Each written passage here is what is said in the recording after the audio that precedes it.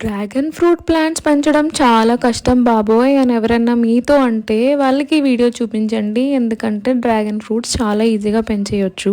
ఇలా డ్రాగన్ ఫ్రూట్ని ఒక పార్ట్లా కట్ చేసి దాన్ని సాయిల్లో పెట్టేయండి. సీడ్స్ ఏం సెపరేట్ చేయనక్కర్లేదు. పైన మళ్ళీ మట్టి కవర్ చేసి ఫస్ట్ వాటర్ ఇవ్వండి. తర్వాత 2 డేస్కి ఒకసారి వాటర్ ఇస్తే చాలు. 10th డేకి అయితే మనకు మొలకలు వచ్చేస్తాయి. 20th డేకి ఇవన్నీ బాగానే గ్రో అయ్యి రూట్స్ కూడా బాగా ఫామ్ అయ్యాయి. సో వీటిని నేను జాగ్రత్తగా పిక్ చేసుకొని పెద్ద కంటైనర్లోకి అయితే చేంజ్ చేస్తున్నాను. యాక్చువల్లీ నేను వీటిని పెంచడానికి పాండ్స్ మాయిశ్చరైజర్ బాక్స్ ఉంటుంది కదా, దాన్నే యూజ్ చేశాను. సింపుల్గా వచ్చేసాయి. ఇవైతే చాలా ఫాస్ట్గా జర్మినేట్ అయిపోయాయి. ఈ ప్లాంట్స్ అనే కాదు, ఏ ప్లాంట్స్ అయినా సరే మనం ఇలానే గ్రో చేయొచ్చు, అది కూడా ఫ్రమ్ స్క్రాచ్. యాక్చువల్లీ నేను మీతో ఒక చాలా ఇంపార్టెంట్ మ్యాటర్ మాట్లాడాలి.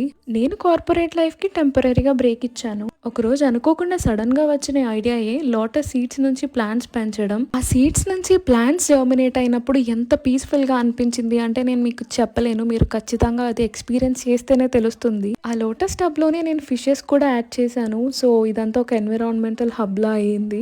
ఈ ఎక్స్పీరియన్స్ ఇంత పీస్ఫుల్గా ఉంటే ఫ్రూట్స్ అండ్ వెజిటేబుల్స్ పెంచితే ఎంత బాగుంటుందో అన్న ఆలోచన నేను సరదాగా ఎక్స్పెరిమెంట్ చేద్దామని టొమాటోస్, చిల్లీస్, బీరకాయలు, అవకాడో, డ్రాగన్ ఫ్రూట్స్ ఇలా అన్నీ కూడా డైరెక్ట్ ఫ్రూట్స్ అండ్ వెజిటేబుల్స్ నుంచి సీడ్స్ తీసి పెంచాను. ఈ ప్రాసెస్కి నాకేం ఖర్చు అవ్వలేదు, ఎక్సెప్ట్ నా డేలో ఒక 5 to 6 minutes టైం ఖర్చు అయ్యింది అంతే.